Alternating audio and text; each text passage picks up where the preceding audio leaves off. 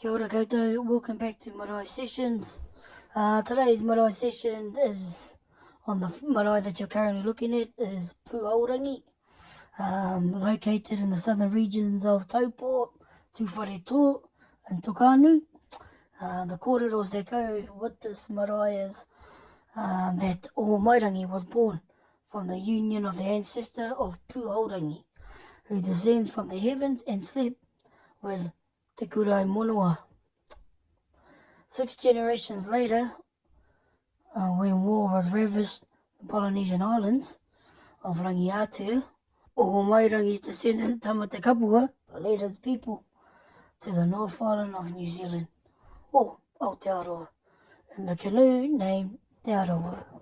Also, the hapus that also connect to this wharenui is Ngāti Kuruia, Ngāti Nauru, Ngāti Puhaorangi, and Ngāti Parehuia of Ngāti Tuwhareto.